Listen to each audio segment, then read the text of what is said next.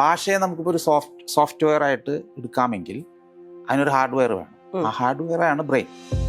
എഴുതുന്നവരുണ്ട്, തനിയെ ഇരുന്ന് സംസാരിക്കുന്നവരുണ്ട്, മാനസിക രോഗങ്ങളുടെ ഭാഗമല്ലാതെ തന്നെ തനിയെ ഇരുന്ന് ഇങ്ങനെ സംസാരിക്കുന്നവരുണ്ട്. ഒരു ആത്മസംവാദം, ആത്മഭാഷണം അത് വളരെ വളരെ ബെനിഫിഷ്യൽ ആയിട്ടുള്ളൊരു കാര്യമാണ്. നമ്മൾ എന്തുമാത്രം വായിക്കാൻ സാധിക്കുന്നു അത്രയും ഡിമെൻഷ്യ വരാനുള്ള റിസ്ക് കുറയ്ക്കാൻ സാധിക്കും. അതിന് പഠനങ്ങളുണ്ട്. ഏറ്റവും കൂടുതൽ ഭാഷ സാന്ദ്രത, അതായത് ലിംഗ്വിസ്റ്റിക് ഡെൻസിറ്റി, അങ്ങനെ ഡയറി കുറിപ്പുകൾ എഴുതിയ ഈ സിസ്റ്റർമാർക്കായിരുന്നു ഡിമെൻഷ്യ വരാനുള്ള സാധ്യത ഏറ്റവും കുറവ്. ഭാഷയാണ് ഇതിൻ്റെയൊക്കെ ഒരു ഉറവിടം പോലെ വർത്തിക്കുന്നത്. ഇപ്പോൾ ഇതെല്ലാം ഒരു കിണറാണെന്ന് വിചാരിക്കാം. ഈ കിണറിലേക്കുള്ള ഉറവയാണ് ഈ ഭാഷ. ആ ഉറവ പറ്റിയാൽ കിണറും പറ്റിപ്പോകും. അറ്റൻഷൻ പെർസിസ്റ്റൻ്റ് ആയിട്ട് നിൽക്കണമെങ്കിൽ വായനയുടെ ദൈർഘ്യം കൂട്ടും. നമ്മളിപ്പോൾ ഒരു ജിമ്മിൽ പോയി നമ്മൾ മസിലൊക്കെ നന്നായി വികസിപ്പിച്ച് മസിലൊക്കെ പുഷ്ടിപ്പെട്ട് ഇരിക്കാന്ന് വിചാരിക്കാം. കുറച്ച് നാൾ പോവാതിരുന്നാൽ അത് ശോഷിക്കാൻ തുടങ്ങും. കാരണം നമ്മളതിനെ ഉത്തേജിപ്പിച്ച് നിർത്തുന്നില്ല. ഇപ്പോൾ ബ്രെയിൻ്റെ ഒരു അടിസ്ഥാന പ്രിൻസിപ്പിള്, അതിൻ്റെ ഒരു തത്വം എന്ന് പറയുന്നത് use it or loose it. അത് കാലാകാലങ്ങളായിട്ട് തെളിയിക്കപ്പെട്ടിട്ടുള്ള ഒരു സംഭവമാണ്. രണ്ട് ഭാഷ പഠിക്കുന്നത് അല്ലെങ്കിൽ മൾട്ടിപ്പിൾ ലാംഗ്വേജസ് അഭ്യസിക്കുന്നത് ബുദ്ധിശക്തിക്ക് നല്ലതാണ്. മലയാളം എത്ര കണ്ട് പഠിക്കുന്നുവോ അത്ര കണ്ട് ഇംഗ്ലീഷിലുള്ള പ്രൊഫിഷ്യൻസി കൂടും. നമ്മളിപ്പോൾ എവിടെയെങ്കിലും പോയി ഇരിക്കുക, പെട്ടെന്ന് നമ്മൾ ഈ ദിവാസ്വപ്നം കണ്ടുകൊടുക്കും, ഡൈ ഡ്രീമിങ്. മനസ്സിങ്ങനെ അലഞ്ഞു തിരിഞ്ഞു നടക്കും ഒരു കാര്യത്തിൽ നിന്ന് വേറെ ഒരു കാര്യത്തിലേക്ക്. പലപ്പോഴും നമ്മൾ അറിയാതെ തന്നെയാണ്, നമുക്കിതിൽ കൺട്രോളൊന്നും ഇല്ല, ഇങ്ങനെ സംഭവിക്കുകയാണ്. ചാറ്റ് GPT ഇന്റർനെറ്റോ ഉപയോഗിക്കാത്തവരുടെ ബ്രെയിനിലായിരുന്നു ഏറ്റവും കൂടുതൽ ആക്ടിവിറ്റീസ് നടന്നുകൊണ്ടിരുന്നത്. ബ്രെയിൻ ഏറ്റവും കൂടുതൽ പ്രവർത്തനക്ഷമമായത് ഈ കൂട്ടറിലാണ്. ഏറ്റവും കുറവ് ചാറ്റ് GPT ഉപയോഗിച്ചത്. എനിക്കിപ്പോൾ ഒരാൾ ഇഷ്ടമാണ് എന്ന് പറയുന്നതും എനിക്ക് നീ തേനാണ് എന്ന് പറയുന്നതും വ്യത്യാസമുണ്ട്. അവിടെ വേറൊരു ഭാഷ വന്നു.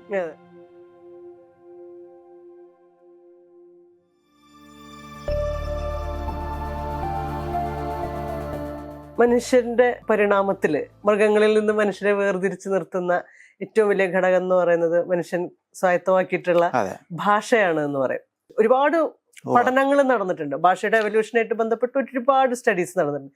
ഇപ്പോൾ ഈ 2026 നിൽക്കുമ്പോൾ ഭാഷ മനുഷ്യനെ ഏത് രീതിയിലാണ് സ്വാധീനിക്കുന്നത്, അല്ലെങ്കിൽ ടെക്നോളജീൻ്റെ ഒരു വികാസത്തിൽ ഭാഷയ്ക്ക് എന്ത് തരം മാറ്റങ്ങളാണ് സംഭവിച്ചുകൊണ്ടിരിക്കുന്നത്? ഭാഷ എങ്ങനെ ഉത്ഭവിച്ചു എന്നതിനെ പറ്റിയൊക്കെ പല സിദ്ധാന്തങ്ങളുണ്ട്. അതിൽ കൂടുതലും സ്വീകാര്യതയുള്ളൊരു സിദ്ധാന്തം എന്ന് പറയുന്നത് ഭാഷ, അതായത് പൂർവ ഭാഷ സംവിധാനങ്ങൾ, ഭാഷയ്ക്ക് മുമ്പേ തന്നെയുള്ള ചില സംവിധാനങ്ങൾ മൃഗങ്ങളിലുണ്ട്. മനുഷ്യരുടെ പൂർവികരായിട്ടുള്ള പ്രൈമേറ്റ്സ് എന്ന് വിളിക്കപ്പെടുന്ന മൃഗങ്ങളിലുണ്ട്. അതിലിപ്പോൾ ഒരു രസകരമായൊരു കഥയുണ്ട്. ഒരിക്കൽ ഈ ചിമ്പാൻസികൾക്ക് ഭാഷ പഠിക്കാൻ പറ്റുമോ എന്നറിയാൻ വേണ്ടി ഒരാൾ അയാളുടെ കുട്ടിയുടെ കൂടെ ഒരു ചിമ്പാൻസിനെ എടുത്ത് വളർത്തി. ചിമ്പാൻസി ജനിച്ച സമയം മുതൽ. അപ്പോൾ ആദ്യത്തെ കുറച്ച് കാലയളവിൽ ഈ കുട്ടിയേക്കാൾ കൂടുതൽ മനുഷ്യരുമായിട്ട് സംവദിക്കാൻ സാധിച്ചത് ചിമ്പാൻസിക്കാണ്. അത് കുറച്ച് ഒച്ചകൾ ഉണ്ടാക്കാൻ തുടങ്ങി, വോക്കലൈസേഷൻ. പിന്നെ അതോടുകൂടി അതിൻ്റെ ആ ഒരു ഭാഷാ പഠനം അവിടെ നിന്നു. പിന്നെ എന്ത് സംഭവിച്ചെന്ന് വെച്ച് കഴിഞ്ഞാൽ ഈ കുട്ടി ഈ ചിമ്പാൻസിയുടെ ലെവലിൽ മാത്രം ഒതുങ്ങാൻ തുടങ്ങി. അതൊരു പ്രശ്നമായപ്പോൾ പിന്നെ ആ പരീക്ഷണം അവിടെ നിർത്തി. പക്ഷെ അതിന് ശേഷവും ചിമ്പാൻസികളിൽ ചിലർ പരീക്ഷണങ്ങൾ നടത്തിയിട്ടുണ്ട്. അങ്ങനെ വന്ന് ഒരു റിപ്പോർട്ട് അനുസരിച്ച് ചിമ്പാൻസിക്ക് പപ്പ മമ്മ എന്ന് വരെ പറയാൻ സാധിച്ചു. അപ്പോൾ വോക്കലൈസേഷൻ, ഫോണറ്റിക്സ് അതൊക്കെ പഠിക്കാൻ പറ്റി. പക്ഷെ വാചകം ഒന്നും പറ്റിയിട്ടില്ല. അപ്പം അതിൻ്റെ അർത്ഥം ഭാഷയ്ക്ക് മുമ്പേ തന്നെ, ഭാഷ മനുഷ്യരിൽ ഉണ്ടാകുന്നതിന് മുമ്പേ തന്നെ ഈ പ്രൈമേറ്റുകളിൽ അതുമായി ബന്ധപ്പെട്ട എന്തൊക്കെയോ മസ്തിഷ്കത്തിലുണ്ട്. അതായത് ഭാഷ എന്ന് പറയുന്നത് ഒരു സുപ്രഭാതത്തിൽ മനുഷ്യന് കിട്ടിയൊരു ആയിരിക്കണമെന്നില്ല. ഈ പറയുന്ന ഹോമോസാപ്പിയൻസിന്റെ ആവിർഭാവം ഏതാണ്ട് 2 ലക്ഷം വർഷങ്ങൾക്ക് മുമ്പാണല്ലോ. അപ്പൊ ഭാഷയും ഏതാണ്ട് അതേ സമയത്താണ് ആവിർഭവിച്ചിട്ടുള്ളത് എന്നാണ് ഒരു നിഗമനം. അതിൻ്റെ പ്രധാനമായൊരു സംഭവം എന്ന് പറയുന്നത് ഇപ്പോൾ ഡാർവിൻ്റെ പരിണാമ സിദ്ധാന്തം തന്നെയാണ്. അപ്പോൾ ആ സിദ്ധാന്തത്തിൻ്റെ ഏറ്റവും അടിസ്ഥാനപരമായ കാര്യമെന്ന് പറയുന്നത് മനുഷ്യൻ്റെ അതിജീവനത്തിന് അനുകൂലമായ മാറ്റങ്ങൾ ജീവജാലങ്ങളിൽ ഉണ്ടാകുമ്പോൾ അവ നിലനിൽക്കും, അല്ലാത്തത് നശിച്ചു പോകും. ഇപ്പം ഭാഷ വികസിക്കുന്നതിന് കാരണമായ ജീൻ മ്യൂട്ടേഷൻസ് ഒക്കെ ഉണ്ടായിരുന്നപ്പോൾ അത് മനുഷ്യർ തമ്മിലുള്ള സമ്പർക്കത്തിലേക്ക് വഴിതെളിച്ചു, ആശയവിനിമയം ചെയ്യാനായി. അപ്പം എന്ത് സംഭവിക്കും? സഹവർത്തിത്വമായി. സഹവർത്തിത്വം വരുമ്പോൾ നിലനിൽപ്പിന് അനുകൂലമായി. അങ്ങനെ വന്നപ്പോൾ തുടക്കം ഭാഷയിൽ നിന്നായതുകൊണ്ട് അത് ഭാഷയെയും പുഷ്ടിപ്പെടുത്തി. ഈ സഹവർത്തിത്വ മൃഗങ്ങളിലും ഇല്ലേ യഥാർത്ഥത്തിൽ? ഉണ്ട്. അതായത് ഇതൊരു തുടർച്ച പോലെയാണ്. അപ്പോ സഹവർത്തിത്വം, ഭാഷ, ഏറ്റവും ശ്രദ്ധിക്കപ്പെടേണ്ട ഒരു കാര്യം ഈ സമയത്ത് തന്നെയാണ് മനുഷ്യന്റെ തലച്ചോറ് വളർന്നു വലുതായി. ഇപ്പൊ നേരത്തെ പറഞ്ഞല്ലോ മൃഗങ്ങളിൽ നിന്ന് വേർതിരിക്കുന്നു എന്ന് പറഞ്ഞു. അപ്പൊ മൃഗങ്ങളിൽ നിന്ന് മനുഷ്യന്റെ മസ്തിഷ്കം ഇന്ന് ഈ കാണുന്ന നിലയിലേക്ക് ഇത്രയും വികസിച്ച ആ സമയം എന്ന് പറയുന്നത് ഈ ഭാഷ ആവിർഭവിച്ച സമയം തന്നെയാണ്.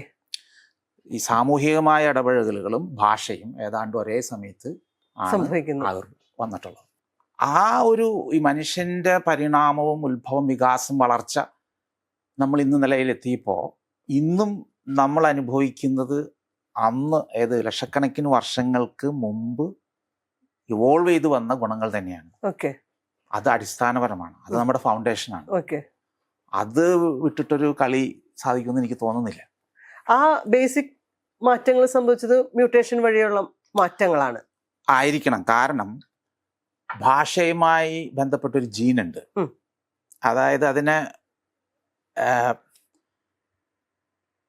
ഫോക്സ് P2 എന്ന് പറയും. ആ ജീന് അത് ഈ ബ്രെയിനിലെ ന്യൂറോണുകളിലൊക്കെ ഉണ്ട് ആ ജീൻ. ആ ജീനിൽ എന്തെങ്കിലും തകരാറുണ്ടായാൽ നമുക്ക് സംസാരിക്കാനോ ഭാഷ ഉപയോഗിക്കാനോ പറ്റില്ല. ഭാഷയുമായി ബന്ധപ്പെട്ട ജീനുകളുണ്ട്. അപ്പോൾ ഈ ചോദിച്ച പോലെ ഈ ജീനുകളിലുള്ള മ്യൂട്ടേഷൻ കൊണ്ടായിരിക്കാം മനുഷ്യർക്ക് ഇത്തരത്തിലുള്ള ഒരു സിദ്ധി വന്നിട്ടുണ്ടാകും. നമ്മൾ എപ്പോഴും പറയുമല്ലോ കമ്മ്യൂണിക്കേഷന് ഭാഷ അനിവാര്യമാണ്. പക്ഷേ നമ്മൾ ഈ വോക്കലായിട്ടുള്ള അല്ലെങ്കിൽ ഇംഗ്ലീഷ്, മലയാളം എന്നൊക്കെ പറയുന്ന ഭാഷകളിലെ വാക്കുകളോ വാചകങ്ങളോ അല്ലാതെ തന്നെ, അത്തരം മീഡിയം അല്ലാതെ തന്നെ മറ്റു പല മീഡിയത്തിലും കൂടെ നമുക്ക് കമ്മ്യൂണിക്കേഷൻ സാധ്യമാണ്. നോട്ടത്തിലൂടെ, സ്പർശത്തിലൂടെ, കേൾവിയിലൂടെ, കാഴ്ചയിലൂടെ ഒക്കെ ബോഡി ലാംഗ്വേജ് സാധ്യമാണ്.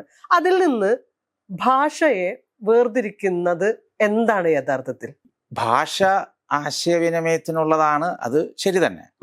പക്ഷെ അത് ഭാഷയെ സംബന്ധിച്ച് വളരെ ഇടുങ്ങിയ ഒരു കാഴ്ചപ്പാടാണ്. കാരണം ഭാഷയ്ക്ക് വേറെയും ധർമ്മങ്ങളുണ്ട്. ഉദാഹരണത്തിന് നമുക്ക് ചിന്തിക്കണം. നമ്മൾ എങ്ങനെ ചിന്തിക്കും? നമുക്ക് വാക്കുകൾ വേണം, നമ്മൾ വാചകങ്ങൾ വേണം. ഇങ്ങനെ തന്നെയാണ് നമുക്ക് ആശയങ്ങൾ നമുക്ക് നിർമ്മിക്കാൻ പറ്റുള്ളൂ. അപ്പോൾ language is the vehicle for thought എന്നാണ്. അത് ചിന്തയ്ക്ക് വേണ്ട ഒരു വാഹനമാണ് ഭാഷ. അപ്പൊ ചിന്തിക്കാൻ ഭാഷ വേണം. ഇനി ഓർമ്മ, നമ്മൾ കാര്യങ്ങൾ ഓർത്തെടുക്കുന്നത് ഭാഷയിൽ കൂടി തന്നെയാകും. വികാരങ്ങളെ ആവിഷ്കരിക്കാൻ ഭാഷ വേണം. എനിക്കിപ്പോൾ ഒരാൾ ഇഷ്ടമാണ് എന്ന് പറയുന്നതും എനിക്ക് നീ തേനാണ് എന്ന് പറയുന്നതും വ്യത്യാസമുണ്ട്. അവിടെ വേറൊരു ഭാഷ വന്നു. അല്ലെങ്കിൽ നിന്റെ മുഖത്ത് നോക്കിയാൽ ഭംഗിയുണ്ട് എന്ന് പറയുന്നതും നിന്റെ മുഖം പനിനീർവിന്റെ ഒരു കാന്തിയുണ്ട്, നിലാവിന്റെ ശോഭയുണ്ട് എന്ന് പറയുമ്പോൾ അവിടെ വാക്കുകൾ മാറി, ആശയവും മാറി, അതിന്റെ ആ വികാരങ്ങളുടെ സാന്ദ്രത കൂടി. ഇനി ഇത് ആവിഷ്കരിക്കാൻ മാത്രമല്ല, വികാരങ്ങളുടെ രൂപീകരണത്തിൽ ഭാഷയുണ്ട്. വികാരങ്ങൾ നമുക്കുണ്ടാവുന്നത് ഇന്ദ്രിയ അനുഭവങ്ങൾ, നമ്മൾ കേൾക്കുന്നത്, കാണുന്നത്, അതിനിപ്പോൾ ഭാഷ വേണ്ട. പക്ഷെ അതിനർത്ഥം കൊടുക്കണമെങ്കിൽ നമുക്ക് ഭാഷ വേണം, വിജ്ഞാനം വേണം. അപ്പോൾ വികാരങ്ങളുടെ രൂപീകരണത്തിൽ ഭാഷയ്ക്ക് പങ്കുണ്ട്. ഇനി ഓർമ്മയുടെ കാര്യം പറഞ്ഞു, ചിന്തിക്കാൻ ഭാഷ വേണം. അപ്പം മനസ്സിൻ്റെ പ്രവർത്തനങ്ങളിൽ ഏറ്റവും അടിസ്ഥാനം ബോധമാണ്, കോൺഷ്യസ്നെസ്, പിന്നെ ശ്രദ്ധ. ഇത് രണ്ടും മാറ്റി നിർത്തിയാൽ വേറെ ഏത് മനോധർമ്മത്തിനും, ചിന്ത, വികാരങ്ങൾ, ഓർമ്മ, പിന്നെ അഡ്വാൻസ്ഡ് ആയിട്ടുള്ള മെൻ്റൽ ഓപ്പറേഷൻസ്, ഇപ്പം നമ്മുടെ പ്ലാനിങ്, ഇതിനെല്ലാം ഭാഷ കൂടിയേ പറ്റൂ. ഭാഷയാണ് അതിൻ്റെ ഒരു ചട്ടക്കൂട്. അല്ലെങ്കിൽ നമ്മളിപ്പോൾ സ്കഫോൾഡിങ് എന്ന് പറയുന്നത് ഭാഷയാണ്. ഈ ഭാഷ ഒരു കേന്ദ്രസ്ഥാനത്ത് പോലെയാണ്. ഭാഷയില്ലെങ്കിൽ മറ്റെല്ലാ മനോധർമ്മങ്ങളും അവതാളത്തിലാകാനാണ് സാധ്യത. ഇപ്പൊ ഓർമ്മ ഇരിക്കുന്ന സ്ഥലത്ത് തന്നെയാണോ ഭാഷ, അവിടെ തന്നെയാണോ വൈകാരികത? ഇവ തമ്മിലൊക്കെ ഉള്ള ഒരു കോറിലേഷൻ എങ്ങനെയാണ്? യഥാർത്ഥത്തിൽ ഇപ്പൊ ന്യൂറോ സയൻസ് വളരെയധികം പുരോഗമിച്ചു. എന്നിരുന്നാൽ പോലും നമുക്ക് അങ്ങനെ കൃത്യമായിട്ട് ഇന്നത് ഇവിടെയാണെന്ന് പറയത്തക്ക വിധത്തിലുള്ള ഒരു വിജ്ഞാനം ഇപ്പോഴും ഇല്ല. കാര്യം നമുക്ക് ഒരുപാട് അഡ്വാൻസ്ഡ് ആയിട്ടുള്ള സ്കാനുകളുണ്ട്. ഇപ്പൊ നമ്മളിപ്പോ ഒരു മാത്തമാറ്റിക്കൽ ഇത് ഫോർമുല നമ്മൾ അതിന്റെ മുകളിൽ വർക്ക് ചെയ്യുകയാണെങ്കിൽ സ്കാൻ നോക്കിയാൽ ഏത് ഭാഗമാണ് കൂടുതൽ ആക്റ്റീവ് ആവുന്നതൊക്കെ എന്നൊക്കെ അറിയാൻ പറ്റും നമുക്ക്. പക്ഷെ അങ്ങനെ ഒരു വേർതിരിക്കപ്പെട്ട കമ്പാർട്ട്മെന്റലൈസ്ഡ് ആയിട്ടുള്ള ഒരു ഇത് പറയത്തക്ക വിധമുള്ള ഒരു നോളജ് ഇന്ന് വരെ ഇല്ല. പക്ഷെ എന്നിരുന്നാലും ഭാഷയെ നമുക്കിപ്പോൾ ഒരു സോഫ്റ്റ്വെയർ ആയിട്ട് എടുക്കാമെങ്കിൽ അതിനൊരു ഹാർഡ്വെയർ വേണം. ആ ഹാർഡ്വെയർ ആണ് ബ്രെയിൻ. ഇത് പറയാൻ ഒരുപാട് ശാസ്ത്രീയമായ പഠനങ്ങളും നിരീക്ഷണങ്ങളും ഉണ്ട്. ഉദാഹരണത്തിന് ഒരാൾക്ക് സ്ട്രോക്ക് വന്നു നോക്കിയാൽ ഒരു സവിശേഷ ബ്രെയിൻ ഭാഗത്തേക്ക് രക്തയോട്ടം നിലച്ചാൽ ആ ഒരു അവസ്ഥയാണ് നമ്മൾ സ്ട്രോക്ക് എന്ന് വിളിക്കുന്നത്. അപ്പം മസ്തിഷ്കത്തിൻ്റെ ഇടത് ഭാഗത്തിന് സ്ട്രോക്ക് സംഭവിച്ചാൽ, രക്തയോട്ടം നിലച്ചാൽ, കൈകാലുകൾ തളരുന്നത് വലതു ഭാഗത്തായിരിക്കും. ഇടത് ഭാഗത്താണ് സ്ട്രോക്ക് എങ്കിൽ വലതു ഭാഗത്തായിരിക്കും തളർച്ച വരുന്നത്. അപ്പൊ ഭാഷയുടെ കാര്യത്തിൽ മസ്തിഷ്കത്തിന് തന്നെ ഒരു വേർതിരിവുണ്ട്, ഒരു വിഭാഗീയതയുണ്ട്. ഇടത് മസ്തിഷ്കത്തിലാണ് ഭാഷയെ നിർമ്മിക്കുന്നത്, അതായത് വാക്കുകൾ ഉണ്ടാക്കുന്നതും ഗ്രാമർ അതിൻ്റെ റൂൾസ് ഒക്കെ ഫോം ചെയ്യുന്നതും വാചകങ്ങൾ ഉണ്ടാക്കുന്നതെല്ലാം ഇടത് മസ്തിഷ്കമാണ്. അതുപോലെ വേറൊരാൾ ഇപ്പം എന്നോട് സംസാരിക്കുമ്പോൾ ഞാൻ മനസ്സിലാക്കുന്നതും അത് ഇടത് മസ്തിഷ്കത്തിൻ്റെ ഒരു ധർമ്മമാണ്. അതുകൊണ്ട് ഇടത് മസ്തിഷ്കത്തിൽ ഒരു സ്ട്രോക്ക് വന്നാൽ എനിക്ക് ആശയങ്ങൾ തന്നെ ഉണ്ടാക്കാൻ സാധിക്കില്ല. എന്ത് പറയണം എന്നുള്ളത് തന്നെ വാക്കുകൾ, അതിൻ്റെ അർത്ഥങ്ങൾ, വാചകങ്ങൾ ഒന്നും എനിക്ക് രൂപീകരിക്കാൻ പറ്റില്ല. അതിനെ നമ്മൾ എക്സ്പ്രസീവ് അഫേസിയ അല്ലെങ്കിൽ ബ്രോക്കാസ് അഫേസിയ എന്ന് വിളിക്കും മെഡിക്കൽ ഇതിൽ. പക്ഷെ സംഭവിക്കുന്നത് എന്താണെന്ന് വെച്ചാൽ എനിക്ക് ഭാഷ നിർമ്മിക്കാനോ വാചകങ്ങൾ ഉണ്ടാക്കാനോ അതിനെ ആവിഷ്കരിക്കാനോ ഒന്നും സാധിക്കില്ല. ഇനി വേറൊരു ഭാഗത്താണ് സ്ട്രോക്ക് അല്ലെങ്കിൽ പക്ഷാഘാതം വരുന്നതെങ്കിൽ എനിക്ക് എന്നോട് പറയുന്നത് മനസ്സിലാക്കാൻ സാധിക്കില്ല. പക്ഷെ എനിക്ക് സംസാരിക്കാൻ പറ്റും. പക്ഷെ അപ്പോഴും അർത്ഥങ്ങൾ ഉണ്ടാവില്ല. കുറെ വാക്കുകൾ ഇങ്ങനെ പറയാമെന്നല്ലാതെ അതിനെ മനസ്സിലാക്കാത്ത രീതി ഇപ്പൊ നിങ്ങൾക്ക് മനസ്സിലാക്കാൻ സാധിക്കില്ല, അർത്ഥമുള്ളതായിരിക്കില്ല. അപ്പൊ ഇതിന്റെ അർത്ഥം എന്താണ്? ഭാഷയുടെ അടിസ്ഥാനം തന്നെ മസ്തിഷ്കമാണ്. ഇനി നമ്മൾ വലത് മസ്തിഷ്കത്തിലേക്ക് പോയാൽ ആ ഭാഗമാണ് വാക്കുകളുടെ എല്ലാം ആ കോണ്ടെക്സ്റ്റ് എന്താണ്, അതിന് അർത്ഥം കൊടുക്കുന്നത്, ആ സാഹചര്യങ്ങളനുസരിച്ച് വാക്കുകളുടെ അർത്ഥം നിർമ്മിച്ചെടുക്കുന്നത് വലത് മസ്തിഷ്കമാണ്. ഇപ്പം രണ്ട് മസ്തിഷ്കത്തിലും ഭാഷയുമായി ബന്ധപ്പെട്ട പ്രവർത്തനങ്ങൾ നടക്കുന്നുണ്ട്. ഇനി ഓർമ്മയുടെ കാര്യം പറഞ്ഞു. പലപ്പോഴും ഞാൻ പറഞ്ഞല്ലോ, നമ്മൾക്ക് കാര്യങ്ങൾ ഓർത്തെടുക്കണമെങ്കിൽ അത് ഭാഷയിൽ കൂടെ തന്നെ വേണം. ഇപ്പം ഡിമെൻഷ്യ വരുന്ന ആളുകളിൽ അവസാനം അത് ഭാഷയെ കൂടി ബാധിക്കും. അവർക്ക് വാക്കുകൾ കിട്ടില്ല, കാര്യങ്ങൾ ആവിഷ്കരിക്കാൻ പറ്റാതെ വരുന്നു. തെറ്റായ വാക്കുകൾ പ്രയോഗിക്കും. അപ്പൊ ഭാഷയെ കൂടി അത് ബാധിക്കുന്നുണ്ട്. ഇത് രണ്ട് ഇടകലർന്ന ഒരു സർക്യൂട്ടറി ആവണം ഒരു പക്ഷേ മസ്തിഷ്കത്തിൽ പ്രവർത്തിക്കുന്നത്. പരസ്പരം അതായത് ഇന്റർലിങ്ക്ഡ് ആയിട്ടുള്ള സർക്യൂട്ടുകളാണ് മസ്തിഷ്കത്തിലുള്ളതെന്ന് വേണം നമ്മൾ മനസ്സിലാക്കാൻ. ഈ ഭാഷ കൾച്ചറുമായിട്ടും കൂടി ബന്ധപ്പെട്ടതാണല്ലോ. ഈ എവല്യൂഷനിൽ ഇപ്പോൾ ഇംഗ്ലീഷ് പറയുന്ന ഒരാളുടെ ജനിതക ഓർമ്മകളായിരിക്കില്ല മലയാളിയുടെ ഭാഷ രൂപീകരിച്ചിട്ടുള്ള ജനിതക ഓർമ്മകൾ എന്ന് പറയുന്നത്. എല്ലാം ലക്ഷക്കണക്കിന് ഭാഷകളുണ്ട്. അപ്പൊ നമ്മൾ ഭാഷ നഷ്ടപ്പെട്ടു പോകുമ്പോൾ ഒരു ചരിത്രവും ഒരു സംസ്കാരവും തന്നെയാണ് ഇല്ലാതായി പോകുന്നത് എന്ന് പറയുന്നുണ്ടല്ലോ. അത് ജനറ്റിക് മെമ്മറിയുടെ ബേസിൽ പറയുകയാണെന്നുണ്ടെങ്കിൽ നമ്മൾ എങ്ങനെയാ പറയാ? വളരെ ശരിയാണത്. ഒരു ഭാഷ നശിക്കുമ്പോൾ ഒരു സംസ്കാരവും ഒരു ജനതയും തന്നെ ഇല്ലാതാവും, ചരിത്രവും എല്ലാം ഇല്ലാതാവും എന്നുള്ളത്. ഭാഷയുടെ ശോഷണം ഇന്ന് മാനവരാശി അഭിമുഖീകരിക്കുന്ന വലിയൊരു പ്രശ്നം തന്നെയാണ്, നിലനിൽപ്പിന്റെ പ്രശ്നം കൂടിയാണ്. ഇപ്പൊ ഈ നോം ചോംസ്കിയുടെ ഒരു സിദ്ധാന്തമുണ്ട്, യൂണിവേഴ്സൽ ഗ്രാമർ. അദ്ദേഹം പറയുന്നത് ജന്മനാ തന്നെ എല്ലാ മനുഷ്യരിലും സാർവികമായി ഭാഷ അഭ്യസിക്കുന്നതിനുള്ള ചില ഇൻഗ്രീഡിയൻസ് നമ്മളിലുണ്ട്. ഉം. ഭാഷ ഏതും ആയിക്കോട്ടെ, പക്ഷെ ഭാഷാ പഠനത്തിൽ അതിനെ സഹായിക്കുന്ന ഒരു സ്ട്രക്ചർ, ഒരു അതെ. ഘടന ഉണ്ട്. അതായത് അതിൻ്റെ റൂൾസ് അത് സെയിമാണ്. അതെ. നമ്മൾ ശബ്ദങ്ങൾ കേൾക്കുന്നു, കാണുന്നു, ഉച്ചാരണങ്ങൾ കേൾക്കുന്നു, ഇതിനെല്ലാം ബന്ധിപ്പിക്കുന്ന ചില നിയമങ്ങളുണ്ട്. അത് ഘടനാപരമാണ്. അതെല്ലാ മനുഷ്യരിലും ലോകത്തെ എല്ലാ സമൂഹങ്ങളിലും ഉണ്ട്, സെയിമാണ്. അതുകൊണ്ട് തന്നെയാണ് നമുക്ക് പല ഭാഷകളും നമുക്ക് പഠിക്കാൻ സാധിക്കുന്നത്.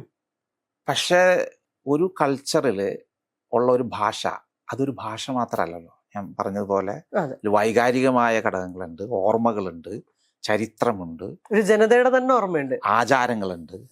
അങ്ങനെ എല്ലാം കൂടി ചേർന്ന വളരെ ബൃഹത്തായ ഒരു പ്രതിഭാസമാണത്. പക്ഷെ ഇതിൻ്റെ എല്ലാം നടുക്ക് നിൽക്കുന്നത് ഭാഷയായിരിക്കും. ഇപ്പം നമ്മൾ പലപ്പോഴും കേൾക്കുന്നത് പോലെ ഭാഷ ജീവവായുവാണ്. അത് വെറുമൊരു ആലങ്കാരിക പ്രയോഗം മാത്രമല്ല, അതിലൊരുപാട് വസ്തുതയുണ്ട്. അപ്പോൾ ഭാഷ നശിക്കുമ്പോൾ അത് പലതും നശിക്കും. കാരണം ഭാഷയാണ് ഇതിൻ്റെയൊക്കെ ഒരു ഉറവിടം പോലെ വർത്തിക്കുന്നത്. ഇപ്പോൾ ഇതെല്ലാം ഒരു കിണറാണെന്ന് വിചാരിക്കുക. ഈ കിണറിലേക്കുള്ള ഉറവയാണ് ഈ ഭാഷ. ആ ഉറവ പറ്റിയാൽ കിണറും പറ്റിപ്പോകും. അങ്ങനെയാണ് സംസ്കാരങ്ങളും ഇതെല്ലാം നശിക്കുന്നത്. ഇപ്പോൾ പ്രാഥമിക ഭാഷ, നമ്മളുടെ പ്രൈമറി ലാംഗ്വേജ്, അത് ശോഷിച്ച് പോകുന്നതിൻ്റെ കാരണം തലമുറകളിൽ നിന്ന് തലമുറകളിലേക്ക് നമ്മൾ പോകുമ്പോൾ നഷ്ടപ്പെട്ടു പോകുന്നു. പ്രൈമറി ലാംഗ്വേജ് ചിലപ്പോൾ നഷ്ടപ്പെട്ടു, ചോർന്നു പോകും. അതിന് ലാംഗ്വേജ് അട്രീഷൻ എന്ന് വിളിക്കും.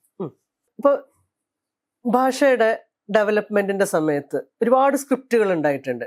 തുടക്കത്തിൽ തൊട്ട് തന്നെ എഴുത്ത് രൂപത്തിൽ ആദ്യകാല ചിന്തകരൊക്കെ പറഞ്ഞിട്ടുണ്ട്, എഴുതി വെക്കുമ്പോൾ ലിമിറ്റഡ് ആവുന്നു എന്നുള്ള തിയറികളൊക്കെ ഉണ്ടല്ലോ.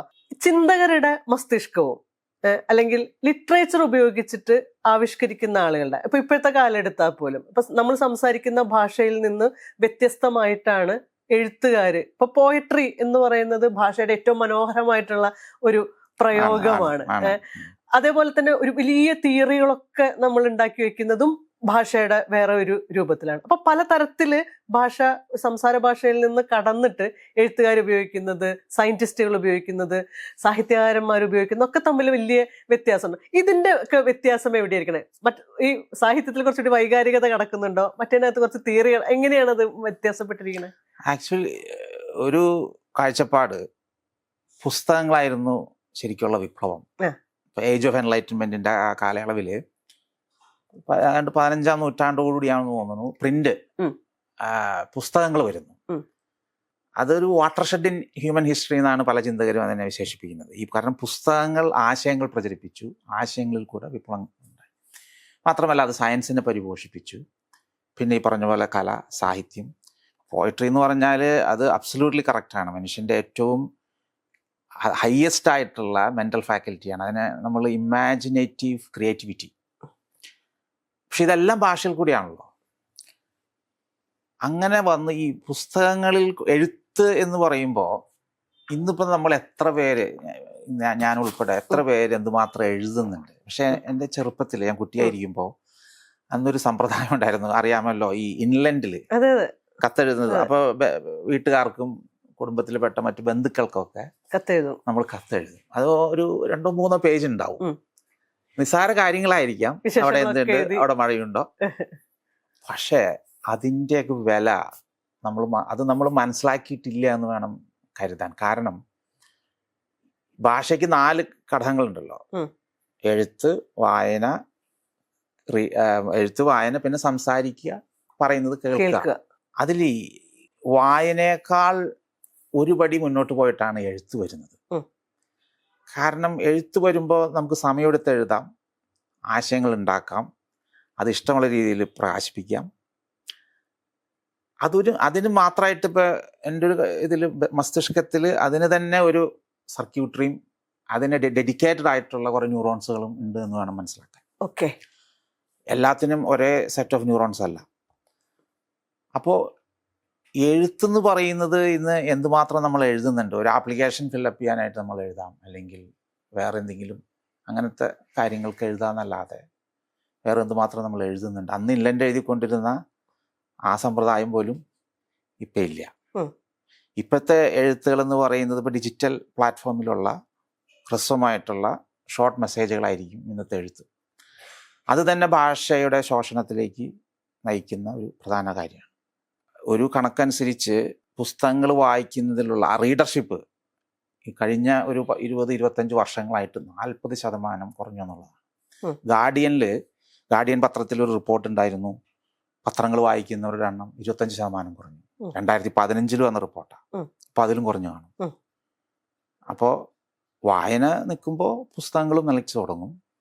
പക്ഷെ മാർക്കറ്റിലെ ധാരാളം പുസ്തകങ്ങൾ ഉണ്ടാവുന്നുണ്ട്, വിൽക്കപ്പെടുന്നുണ്ട്. പിന്നെ നമ്മളിപ്പോൾ പറഞ്ഞല്ലോ, ഇപ്പൊ ഷോർട്ട് മെസ്സേജിൽ കൂടെയാണ്. പക്ഷേ നമ്മൾ അതിഭീകരമായിട്ട് കമ്മ്യൂണിക്കേറ്റ് ചെയ്യാൻ തുടങ്ങുകയല്ലേ ചെയ്തേ. പണ്ട് ഒരു കത്തിൽ ഒതുങ്ങുകയും മറുപടി വരികയും അതിന്റെ ഗ്യാപ്പ് വളരെ കൂടിയ സമയം അതിൽ നിന്ന് വ്യത്യസ്തമായിട്ട് നമ്മൾ ഓരോ നിമിഷവും വാക്കുകളിൽ കൂടെയും ഭാഷയിൽ കൂടിയും കമ്മ്യൂണിക്കേറ്റ് ചെയ്തുകൊണ്ടേ ഇരിക്കുകയല്ലേ ചെയ്യുന്നത്. ഒപ്പം തന്നെ വിഷ്വലായിട്ടുള്ള ഇമേജറീസിൽ കൂടിയിട്ടുള്ള കമ്മ്യൂണിക്കേഷൻ, അതിന്റെ ഒരു വ്യാപ്തി കൂടിയിട്ടുമില്ലേ? ശരിയാണ്, വ്യാപ്തി കൂടിയിട്ടുണ്ട്. പക്ഷെ ഡെപ്ത് നഷ്ടപ്പെട്ടു. കാരണം ഡെപ്തിന് നമ്മൾ സമയം ചെലവഴിച്ചേ പറ്റൂ. അത് കുറച്ച് പ്രയാസമുള്ള കാര്യമാണ്. അതിനൊരു അധ്വാനം വേണം. വ്യാപ്തി കൂടിയിട്ടുണ്ട്. നമ്മുടെ ആ നെറ്റ്വർക്കിന്റെ അത് വളരെ വിപുലമാണ്. ഇപ്പം ഈ ഗാർഡിയനിൽ പറഞ്ഞ റിപ്പോർട്ട് അനുസരിച്ച് അതൊരു ഗ്ലോബൽ ട്രെൻഡാണ്. രസകരമായൊരു കാര്യം, ഇന്ത്യയിലാണ് അതിനൊരു അപവാദമുള്ളത്. കാരണം ഇന്ത്യയിൽ വിശേഷിച്ച് പാൻഡമിക്കിന് ശേഷം റീഡർഷിപ്പ് അത്ര കണ്ട് കുറഞ്ഞിട്ടില്ല. അത് എന്തുകൊണ്ടാണെന്നറിയില്ല. ഒരുപക്ഷെ ഈ പൊതുവെ ഏഷ്യൻ രാജ്യങ്ങളിലൊക്കെ നിലനിൽക്കുന്ന ഒരു കളക്റ്റീവ് സൊസൈറ്റിയൽ നെറ്റ്വർക്കിൻ്റെയൊക്കെ ഫലമാകാം. ഈ ഒരു നെഗറ്റീവ് ട്രെൻഡ് ഇന്ത്യയിൽ അല്ലെങ്കിൽ ഒരുപക്ഷെ കേരളത്തിൽ കൂടുതലും അത്ര കാണുന്നില്ല. പിന്നെ ഈ സോഷ്യൽ മീഡിയ അല്ലെങ്കിൽ ഇപ്പോൾ ഡിജിറ്റൽ വേൾഡ് അത് വെച്ച് നോക്കുമ്പോൾ നമ്മളുടെ കമ്മ്യൂണിക്കേഷൻ്റെ വ്യാപ്തി കൂടി, പക്ഷേ ഡെപ്ത്, അതിൻ്റെ ആഴം എന്തുമാത്രമുണ്ട് എന്നുള്ളതാണ്. അത് ഞാനൊരു ഉദാഹരണം എനിക്ക് തോന്നിയിട്ടുള്ള നമ്മളൊരു അനുഭവത്തിൽ നിന്ന് വന്നിട്ടുള്ള ഒരു സംഗതി. ഇപ്പോൾ മലയാളത്തിൽ സോഷ്യൽ മീഡിയ ഉപയോഗിക്കുന്ന ആളുകൾ, അവർക്ക് ലാംഗ്വേജ് അറിഞ്ഞേ പറ്റൂ.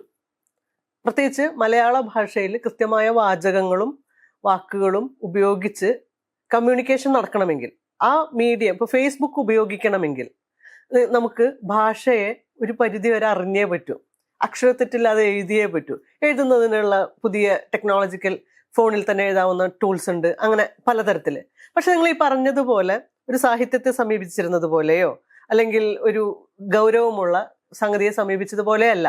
ഇതിന്റെ ഒരു വ്യാപ്തിന്നോ അല്ലെങ്കിൽ അതിന്റെ ഒരു ഗൗരവമോ കുറഞ്ഞ പോലെ അതാണോ സംഭവിക്കുന്നത്? അതായത് എന്താണ് ആക്ച്വലി ആ സോഷ്യൽ മീഡിയയിലേക്ക് ഭാഷയുടെ ഉപയോഗം വന്ന സമയത്ത് ടെക്നോളജി എങ്ങനെയാണ് ഭാഷയുടെ ഗൗരവത്തെ കുറച്ചിട്ടുള്ളത്? ഒരു കാരണം, ഇപ്പോ പലരും പറയുന്നതൊക്കെ നമുക്ക് സമയമില്ല.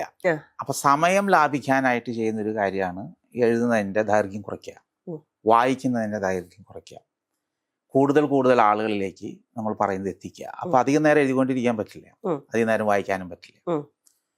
പക്ഷെ മനുഷ്യന്റെ മനസ്സിന്റെ ഒരു ഇതാണല്ലോ ഈ ശ്രദ്ധ എന്ന് പറയുന്നത്. അത് എന്തുമാത്രം പെർസിസ്റ്റന്റ് ആയിട്ട് തുടർന്നു പോകുന്നുവോ അത് അത്രയും ശക്തിപ്പെടും. Attention span. ഇനി ബ്രെയിനില് ഒരു നെറ്റ്വർക്ക് ഉള്ളതായിട്ട് പറയപ്പെടുന്നുണ്ട്. ഡിഫോൾട്ട് മോഡ് നെറ്റ്വർക്ക് എന്നാ പറയാ അതിന്.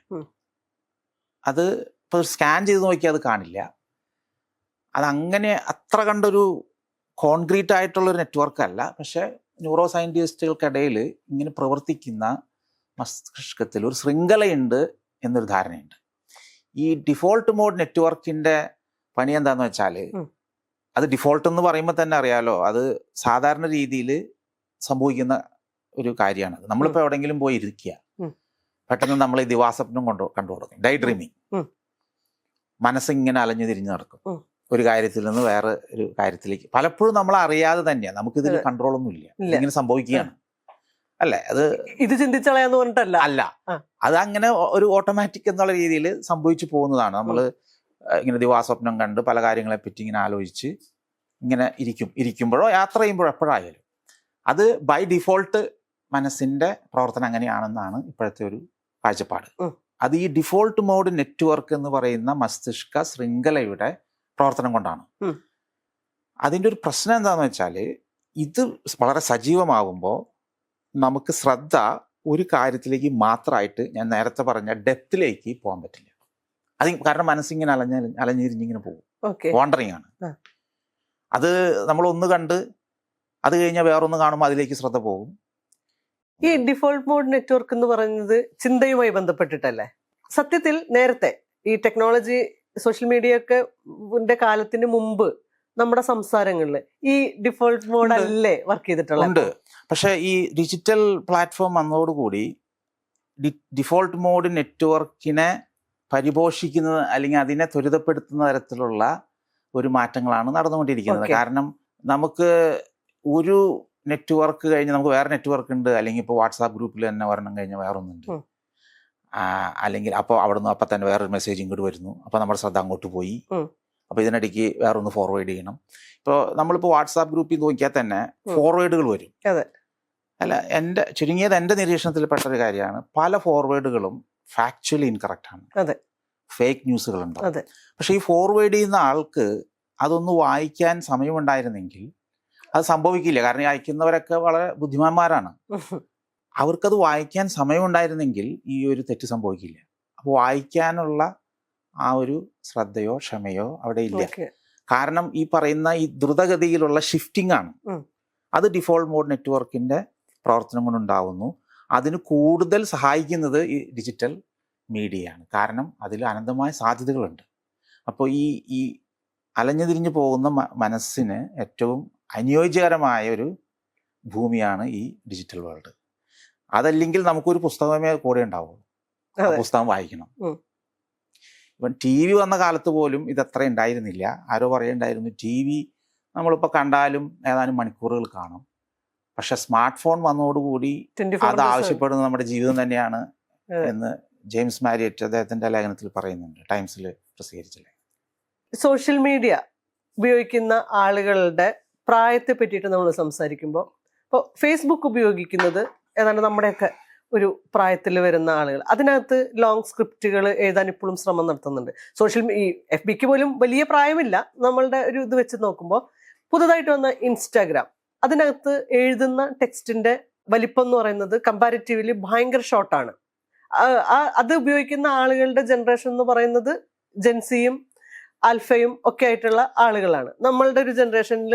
അപ്പോൾ ജെൻസി തലമുറയിൽ ഭാഷയുടെ ഉപയോഗം, റൈറ്റിങ്ങിൽ, ഭാഷയുടെ വൊക്കാബുലറിയിൽ ഒക്കെ വന്നിട്ടുള്ള മാറ്റങ്ങൾ എന്താണ്?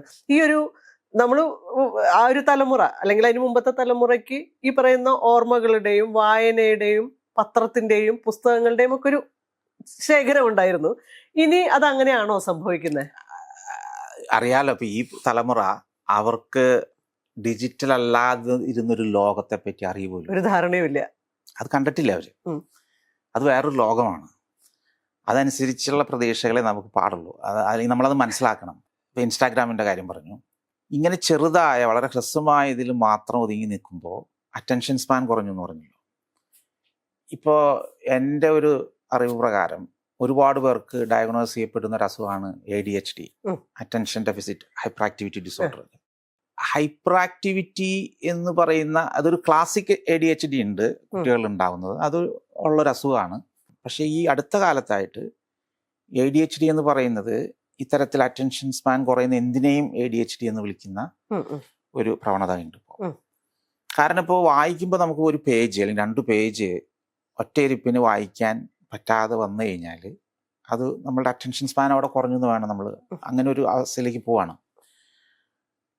അങ്ങനെ അതൊരു പ്രശ്നമായി മാറുന്നു. അപ്പോൾ അറ്റൻഷൻ പെർസിസ്റ്റൻ്റ് ആയിട്ട് നിൽക്കണമെങ്കിൽ വായനയുടെ ദൈർഘ്യം കൂട്ടണം.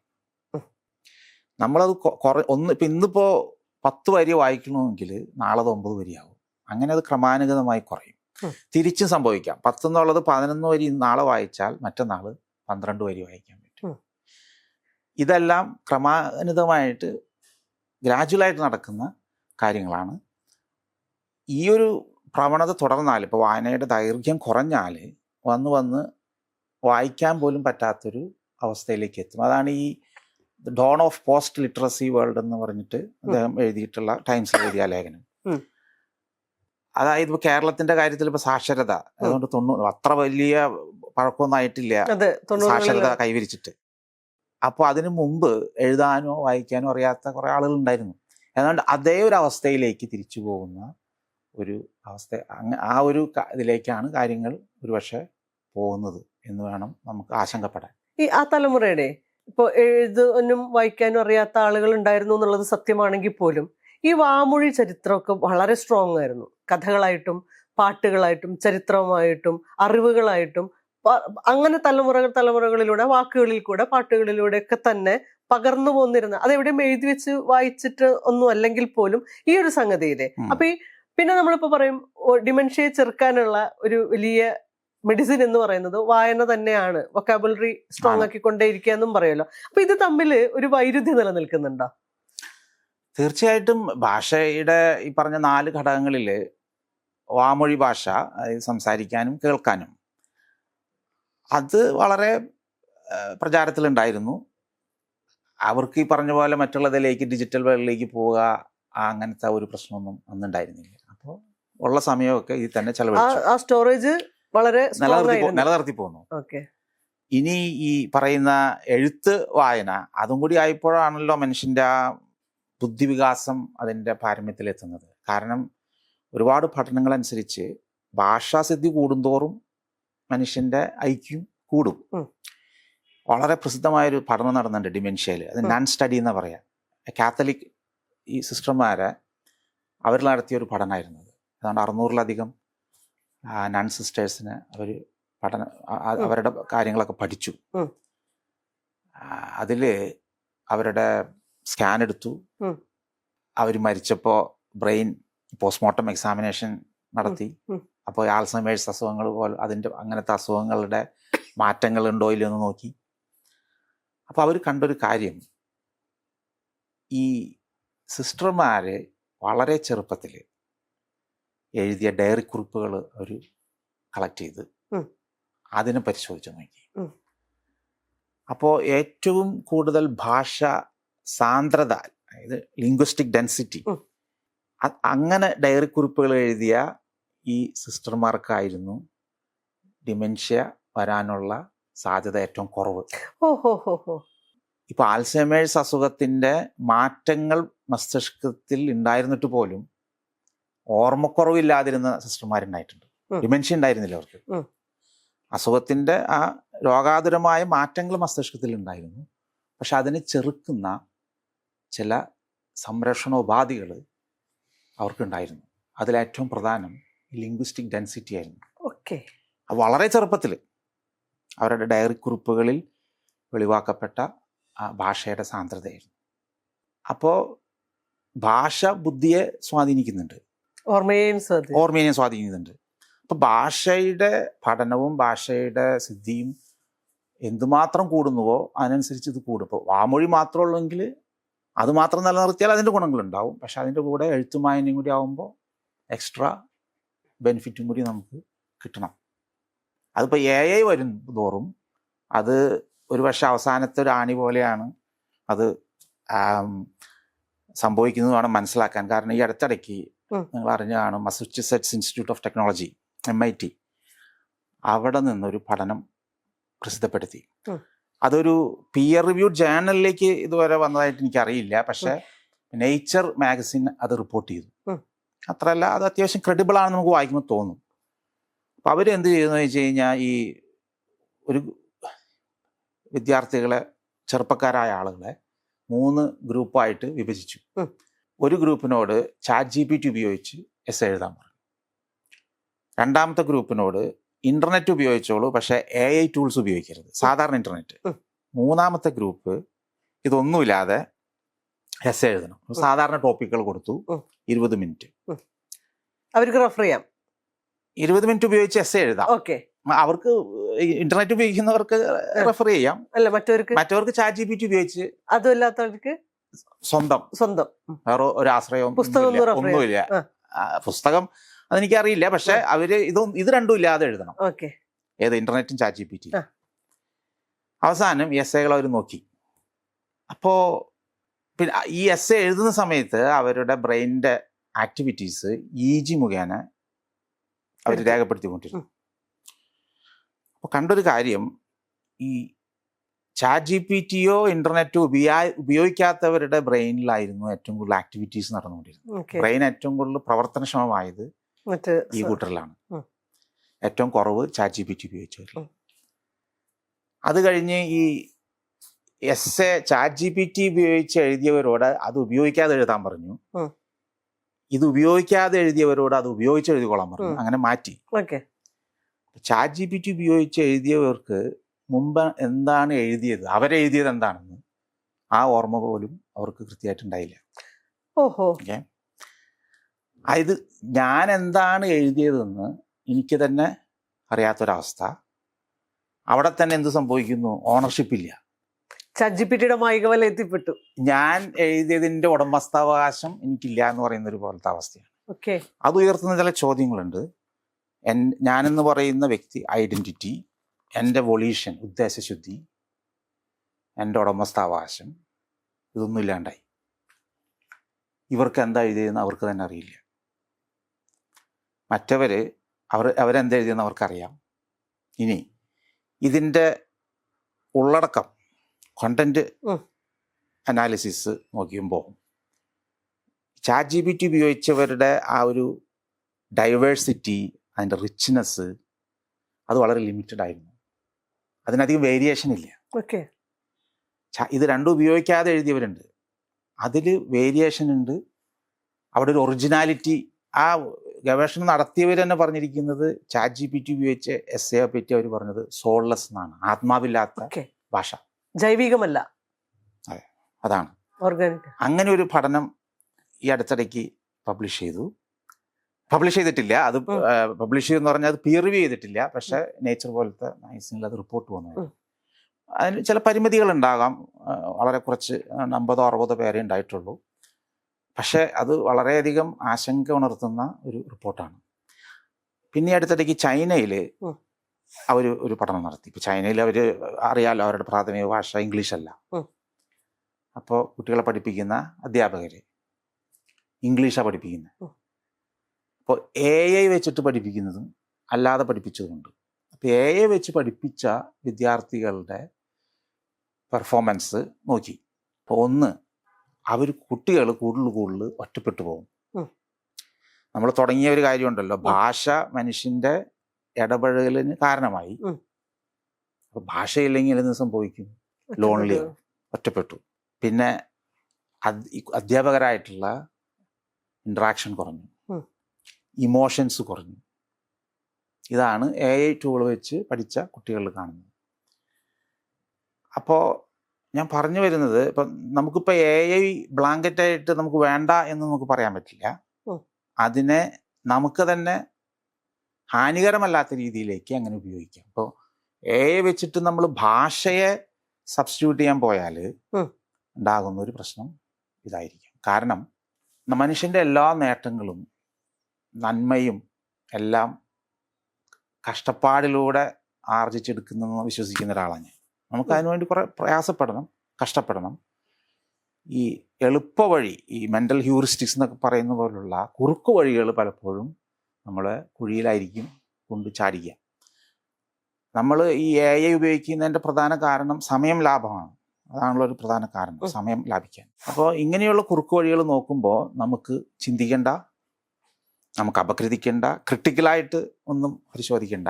അപ്പോൾ ഈ ഫാക്കൽറ്റീസ് എല്ലാം, ഈ നമ്മളുടെ ഈ മനസ്സിൻ്റെ ഈ പറയുന്ന എല്ലാ ഗുണങ്ങളും ബ്രെയിനിൽ അധിഷ്ഠിതമാണ്. ഈ ChatGPT-യെ കുറിച്ച് പറയുമ്പോഴേ, ഇപ്പം നമ്മളൊരു വിഷയത്തെ പറ്റിയിട്ട് എഴുതാൻ തീരുമാനിക്കുന്നു. നമുക്ക് റെഫറൻസ് ആയിട്ട് 3, 4, 5 പുസ്തകങ്ങളെ പറ്റിയിട്ടുള്ള ധാരണയുണ്ട്. നമ്മളത് വായിക്കുന്നു, അതിൽ നിന്ന് നോട്ട് എടുക്കുന്നു, നമ്മുടേതായ രീതിയിൽ എഴുതുന്നു. അങ്ങനെയൊക്കെയാണല്ലോ ഒരു ലേഖനം എഴുതുന്ന സമയത്താണെങ്കിൽ അതുമായിട്ട് കിട്ടാവുന്ന എല്ലാ ഇൻഫർമേഷനും കളക്ട് ചെയ്യുന്നു. അതൊരർത്ഥത്തിൽ പരിമിതമല്ലേ എന്ന് ഞാൻ ചോദിക്കണേ. എന്ന് വെച്ചാൽ ChatGPT-യിൽ നമുക്കൊരു ധാരണയുണ്ടെങ്കിൽ നമുക്ക് എന്താണ് വേണ്ടത്, അതിന്റെ സാധ്യതകളെ കുറിച്ച് അറിയാനുള്ള ഒരു നല്ല ടൂളും കൂടിയല്ലേ ഈ ChatGPT എന്ന് പറയുന്നത്? ശരിയാണ്. ഞാൻ ChatGPT അങ്ങനെ ഉപയോഗിക്കാറില്ല. AI ടൂൾസ് ഒക്കെ ഞാനും ഉപയോഗിക്കുന്ന ഒരാളാണ്. ഇൻഫർമേഷൻ റിട്രീവ് ചെയ്യാം. അതിനേക്കാൾ അപകടകരമാണ് നമ്മൾ ഈ എസ് എ എഴുതുന്നതിന് വേണ്ടി ഇത് ഉപയോഗിക്കാന്ന് പറയുന്നത്. ഉം. എസ് എ എഴുതുന്നത് ഉപയോഗിക്കുന്നത് കൂടാതെ പിന്നെയും മുന്നോട്ട് പോയി ഇപ്പോൾ മെഡിക്കൽ കൺസൾട്ടേഷൻസിലെല്ലാം ഓക്കെ. ഈ AI ടൂൾസ് വന്ന് അതിനെ ഇൻ്റർപ്രറ്റ് ചെയ്യുന്ന മെഷീൻ ഇത് ലേണിംഗ് ആൽഗോരിതം വെച്ച് ഇൻ്റർപ്രറ്റ് ചെയ്യുന്ന സിസ്റ്റം ഉണ്ട്. അങ്ങനെയും കൂടി വരുമ്പോൾ മനുഷ്യരുടെ ജോലി എന്താണ്, ഓക്കെ. മനുഷ്യർക്ക് എന്താണ് ചെയ്യാനുള്ളത്? ഒരുപക്ഷെ മനുഷ്യർക്ക് ചെയ്യാവുന്ന കാര്യങ്ങൾ ഇപ്പം പറയുമല്ലോ, സീസറിനുള്ളത് സീസറിനും ദൈവത്തിനുള്ളത് ദൈവത്തിനും. അതെ. മനുഷ്യർക്ക് ചെയ്യാവുന്നത് മനുഷ്യർ ചെയ്യാം. മനുഷ്യർക്ക് ചെയ്യാൻ പറ്റാത്ത ചില കാര്യങ്ങളുണ്ട്, അല്ലെങ്കിൽ അതിനെ ഫെസിലിറ്റേറ്റ് ചെയ്യാൻ AI ഉപയോഗിക്കുക. അതായത് അതിൻ്റെ ഒരു ബാലൻസ്ഡ് ആയിട്ടുള്ളൊരു യൂസ്, ഓക്കെ. അതിനെ പറ്റിയാണ് നമ്മൾ കൂടുതൽ ചിന്തിക്കേണ്ടത്. അല്ലാതെ എല്ലാത്തിനും നമ്മൾ കുറുക്ക് വഴി പോയി അല്ലെങ്കിൽ സമയം ലാഭിക്കാനായിട്ട് ഇങ്ങനെ പോയി കഴിഞ്ഞാൽ ഈ എന്തൊക്കെ പറഞ്ഞാലും ബ്രെയിനിൻ്റെ ആ സർക്യൂട്ടുകൾ അതൊരു ഹാർഡ്വെയർ ആണ്. നമ്മളിപ്പോൾ ഒരു ജിമ്മിൽ പോയി നമ്മൾ മസിലൊക്കെ നന്നായി വികസിപ്പിച്ച് മസിലൊക്കെ പുഷ്ടിപ്പെട്ട് ഇരിക്കാന്ന് വയ്ക്കുക, അത് കുറച്ച് നാൾ പോവാതിരുന്ന അത് ശോഷിക്കാൻ തുടങ്ങും. കാരണം നമ്മളതിനെ ഉത്തേജിപ്പിച്ച് നിർത്തുന്നില്ല. ഇപ്പൊ ബ്രെയിനിൻ്റെ ഒരു അടിസ്ഥാന പ്രിൻസിപ്പിള്, അതിൻ്റെ ഒരു തത്വം എന്ന് പറയുന്നത് use it or loose it. അത് കാലാകാലങ്ങളായിട്ട് തെളിയിക്കപ്പെട്ടിട്ടുള്ള ഒരു സംഭവമാണ്. അപ്പം നമ്മൾ ഈ ബ്രെയിനിൻ്റെ ഭാഷയുമായി ബന്ധപ്പെട്ട ആ സർക്യൂട്ടുകളെ അല്ലെങ്കിൽ അതിൻ്റെ പ്രവർത്തനങ്ങളെ നമ്മൾ ഉത്തേജിപ്പിച്ച് നിർത്തുന്നില്ല, അതിനെ പ്രയോഗത്തിൽ വരുത്തുന്നില്ല എങ്കിൽ അത് ശോഷിച്ചു പോകും. പിന്നെ തിരിച്ചെടുക്കാൻ പറ്റുമോ എന്ന് ചോദിച്ചാൽ പറ്റുമായിരിക്കാം, പക്ഷെ അതത്ര എളുപ്പമായെന്ന് വരില്ല. നമ്മളിപ്പോൾ ഭാഷയെക്കുറിച്ച് സംസാരിച്ചു, വാക്കുകള്, വാചകങ്ങള്, വെക്കാബുലറി, മ്യൂസിക്കാലിറ്റി, മ്യൂസിക് എന്ന് പറയുന്ന ഒരു സംഗതി, ഈ ഭാഷയും തമ്മിലുള്ള ഒരു ബന്ധം എന്താണ് ബ്രെയിനുമായിട്ട് ബന്ധപ്പെടുത്തി? അല്ല, ഈ ചില ധർമ്മങ്ങള് ഭാഷയില്ലാതെ തന്നെ നിലനിൽക്കും. ഇപ്പൊ മ്യൂസിക്, ഇപ്പോൾ ഇൻസ്ട്രുമെന്റൽ മ്യൂസിക്, അതിന് ഭാഷ വേണമെന്നില്ലല്ലോ. അത് ഇൻഡിപെൻഡന്റ് ആയിട്ട് തന്നെ നമ്മൾ എൻജോയ് ചെയ്യുന്നൊരു കാര്യമാണ്. പക്ഷെ നമുക്കിപ്പോൾ ഒരു അല്ലെങ്കിൽ നമ്മുടെ മ്യൂസിക് അല്ലെങ്കിൽ സോങ്സ് ലിറിക്സ് ഉണ്ടാവണം, അത് വേറെ സാധനം. അതെ, അപ്പൊ ഭാഷ വന്നു.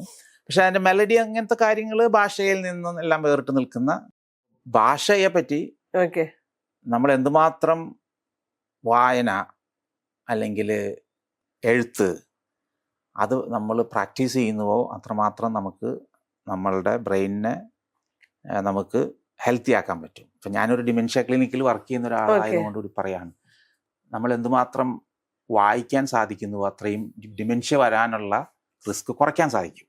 അതിന് പഠനങ്ങളുണ്ട്. വായന തന്നെ നമ്മളെ ഒരുപാട് സഹായിക്കുന്നുണ്ട് അങ്ങനത്തെ കാര്യത്തിൽ. ഞാനത് ചോദിക്കാൻ വന്നു. ഇപ്പോൾ നിങ്ങൾ പ്രാക്ടീസ് ചെയ്യുന്നത് ഈ ഒരു ഏരിയയിലായതുകൊണ്ട് നമ്മുടെ അടുത്തേക്ക് വരുന്ന മനുഷ്യര് അവരുടെ ഈ കപ്പാസിറ്റി, ഭാഷാ എബിലിറ്റി വെച്ചിട്ട്, അല്ലെങ്കിൽ നേരത്തെ പറഞ്ഞതുപോലെ അതിൻ്റെ ഒരു സാന്ദ്രത വെച്ചിട്ട് നമ്മൾ അനലൈസ് ചെയ്യാറുണ്ടോ? എന്ത് തരത്തിലാണ് ഇവരൊക്കെ വ്യത്യാസപ്പെട്ടിരിക്കുന്നത്? ഏജ് വെച്ചിട്ടാണോ, അതിന്റെ ഒരു ക്ലാസ് വെച്ചിട്ടാണോ? ഇപ്പൊ ഏജിനെ പറ്റി തന്നെ പറയാം. നമ്മുടെ വൊക്കാബുലറി, വാക്കുകളുടെ ആ സമുച്ചയം, സമാഹരണം, അത് പ്രായം ചെല്ലും തോറും കൂടുക വേണ്ടേ. ചുരുങ്ങിയത് 70 വയസ്സെങ്കിലും. പക്ഷെ ഇപ്പൊ ഈ AI ടൂളും ഇതൊക്കെ വരുമ്പോ പക്ഷെ കുറച്ചല്ലേ ആയിട്ടുള്ളൂ, പക്ഷെ അത് കുറയാൻ തുടങ്ങും ഇനി. കാരണം നമ്മളത് ഉപയോഗിക്കുന്നില്ല, നമ്മൾ അതിനെ പറ്റി ശ്രദ്ധിക്കുന്നില്ല എന്ന് വരുമ്പോൾ അതിങ്ങനെ കുറയാൻ തുടങ്ങും. ഇനി ഡിമെൻഷ്യയുടെ കാര്യം പറഞ്ഞു. ഈ ഓർമ്മകളില് പൊതുവെ പ്രായം ചെല്ലും തോറും അതിങ്ങനെ കുറഞ്ഞു വരും, ശോഷിക്കും. പക്ഷെ ഒരു ഓർമ്മ മാത്രം നമുക്ക് പ്രായം ചെല്ലും തോറും കൂടുകയോ അല്ലെങ്കിൽ ചുരുങ്ങിയത് അതിനെ അതേ ലെവലിൽ നമുക്ക് നിലനിർത്താനോ പറ്റും. അതിനാണ് സെമാൻറ്റിക് മെമ്മറി എന്ന് വിളിക്കുന്നത്. പഴയ ഓർമ്മകളല്ല, വസ്തുതാപരമായിട്ടുള്ള അറിവ്. ഇപ്പോൾ ഇന്ത്യയുടെ തലസ്ഥാനം, അങ്ങനത്തെ അറിവ്, അതിന് സെമാൻറ്റിക് നോളജ് എന്ന് പറയും, സെമാൻറ്റിക് മെമ്മറി. അത് ഭാഷയുമായി ബന്ധപ്പെട്ടൊരു കാര്യമാണ്. വൊക്കാബുലറി, സെമാൻറ്റിക് മെമ്മറി, ഇതെല്ലാം പ്രായത്തിനനുസരിച്ച് കൂടി വരും, നല്ലൊരു പരിധി വരെ. അപ്പം നമ്മൾ ഈ ഡിമെൻഷ്യ വന്നിട്ടുണ്ടോ ഇല്ലയോ എന്നറിയാനുള്ള ടെസ്റ്റുകളിൽ ഭാഷ വളരെ അടിസ്ഥാനപരമായിട്ടുള്ള ഒരു ഘടകമാണ്. എല്ലാ ടെസ്റ്റുകളിലും ഭാഷയെ അളക്കുന്ന ചോദ്യങ്ങളുണ്ട്. അത് സംസാര ഭാഷയും, കേൾക്കുന്ന ഭാഷയുണ്ട്, എഴുതുന്ന ഭാഷയുണ്ട്, വായിക്കുന്ന എല്ലാം, ഈ 4 ഘടകങ്ങളും ഈ ടെസ്റ്റുകളിൽ നമ്മൾ അസസ് ചെയ്യുന്നുണ്ട്. ആ ഭാഷ നന്നായിട്ടുണ്ടെങ്കിൽ ആ സ്കോറും കൂടി വരും ഡിമെൻഷ്യ അസസ് ചെയ്യുമ്പോൾ. അപ്പം പ്രായത്തിനനുസരിച്ച് പൊതുവെ കുറയുമെങ്കിലും ഈ ചില കാര്യങ്ങൾ കൂടുകയാണ് വേണ്ടത്. അത് കൂടുന്നില്ലെങ്കിൽ അല്ലെങ്കിൽ അത് കുറയുകയാണെങ്കിൽ അതൊരു ആശങ്കാജനകമായൊരു കാര്യമാണ്. ഇപ്പൊ നമ്മുടെയൊക്കെ അനുഭവത്തിൽ തന്നെ നല്ല വായനയുള്ള നിരന്തരം പുസ്തകങ്ങൾ തന്നെ വായിച്ചുകൊണ്ടിരുന്നിരുന്ന ആളുകളിലും ഈ ഓർമ്മക്കുറവ് എന്ന് പറയുന്ന സംഭവം സംഭവിക്കുന്നുണ്ട്. ഡിമെൻഷ്യയുടെ ആ തരത്തിലുള്ള ഡയഗ്നോസിസ് നടത്തിയിട്ടുണ്ടോ എന്ന് എനിക്കറിയില്ല.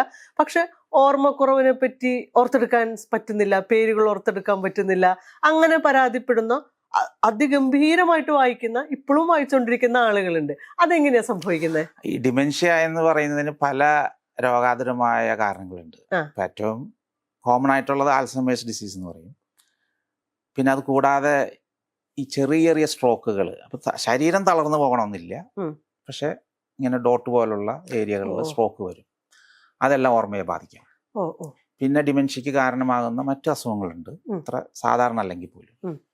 അപ്പൊ ഇങ്ങനത്തെ അസുഖങ്ങളൊക്കെ വന്നു കഴിഞ്ഞാൽ നമ്മളിപ്പോൾ എത്ര കണ്ട് വായിച്ച ആളായാലും ചിലപ്പോൾ അതിന് തടുക്കാൻ പറ്റിയെന്ന് വരില്ല. പക്ഷേ ഈ ആൽസൈമേഴ്സ് അസുഖവും അതുപോലെ ഇപ്പോൾ വാസ്കുലർ ഡിമെൻഷ്യ എന്ന് പറയുന്ന അസുഖങ്ങളിലൊക്കെ ഭാഷ വളരെ നല്ല റിച്ച് ആയിട്ടുള്ള ഒരാൾക്ക് അതിനെ ആ ഡിമെൻഷ്യ വരുന്ന പ്രായത്തെ നീട്ടിക്കൊണ്ടുപോകാനെങ്കിലും സാധിക്കും, നല്ലൊരളവ് വരെ. അപ്പോൾ അത് അപ്പോഴും നമുക്ക് വളരെ പ്രയോജനപരമാണ്.